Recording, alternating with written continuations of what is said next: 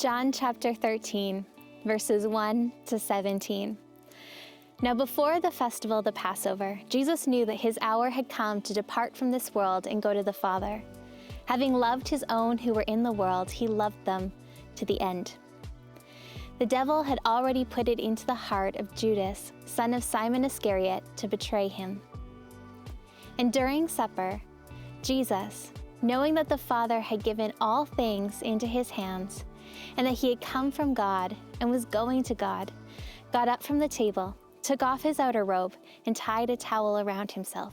Then he poured water into a basin and began to wash the disciples' feet and to wipe them with the towel that was tied around him. He came to Simon Peter, who said to him, "Lord, are you going to wash my feet?" Jesus answered, "You do not know now what I am doing, but later you will understand." Peter said to him, "You will never wash my feet."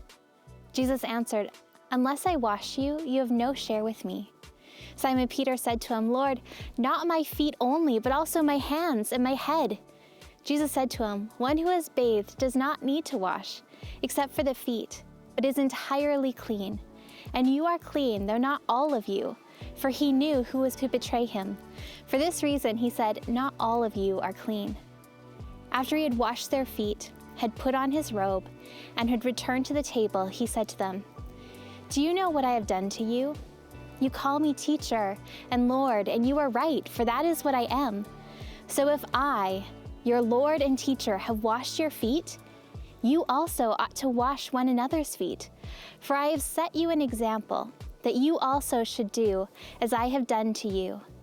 Very truly I tell you, servants are not greater than their master, nor are messengers greater than the one who sent them. If you know these things, you are blessed if you do them."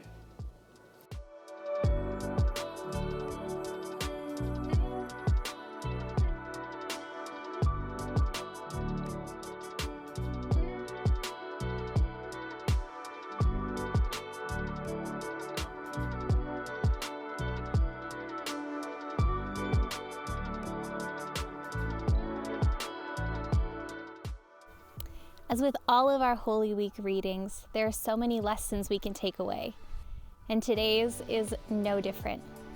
In Jesus' act of washing the feet of the disciples, we see his example to serve those that he's put in our lives, including those that are maybe difficult, that hurt us, or just like Judas, betray us.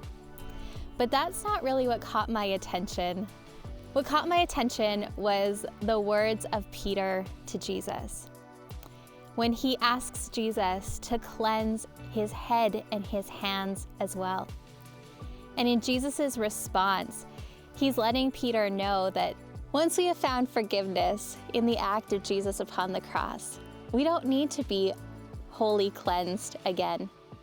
However, in the going about of our day-to-day life, how many of us pick dust up on our feet? How many of us have those little moments where we don't act or speak like Jesus would? I think there's a great lesson for us in coming continuously to have our feet washed, to come in a repentant heart before God and to pray the prayer of David, "Search me and know me. Test me, Lord,